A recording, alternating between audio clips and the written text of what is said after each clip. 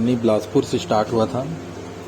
हम लोग ट्रेन में करीब 30 घंटे सफ़र किए। 1382 किलोमीटर का सफ़र था बिलासपुर से हरिद्वार।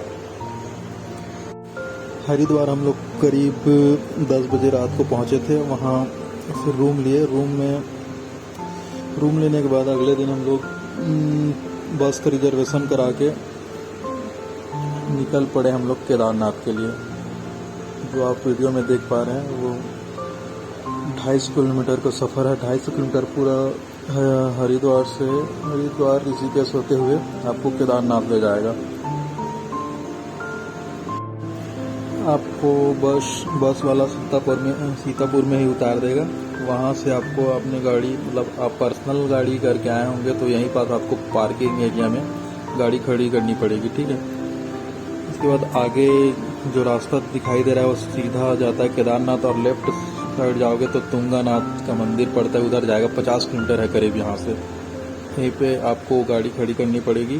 फिर आगे का रास्ता पैदल तय करना पड़ेगा। फिर गौरीकुंड जाने के लिए 5 किलोमीटर है गौरीकुंड यहीं से, तो आपको कैब या टैक्सी बुक करनी पड़ेगी, जिसका किराया 50 रुपया गौरीकुंड तक पड़ेगा।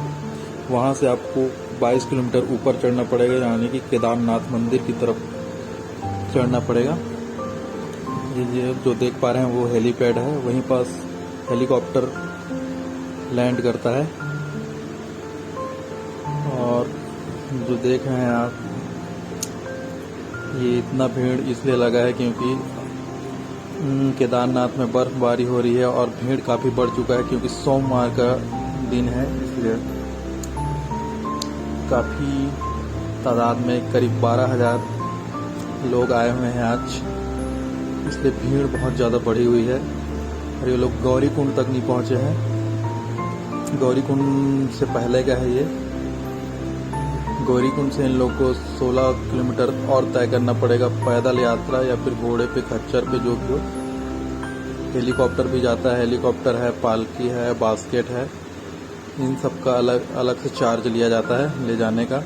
जो लोग नहीं चल पाते उन लोग के लिए। देख रहे हैं भीड़, सोमवार का दिन है इसलिए श्रद्धालुओं का भीड़ काफ़ी ज़्यादा है। आगे का वीडियो मैं नेक्स्ट पार्ट में आपको दिखाऊंगा। बस में आने के लिए हरिद्वार से केदारनाथ करीब 8 से 10 घंटा लगता है, और आगे का वीडियो मैं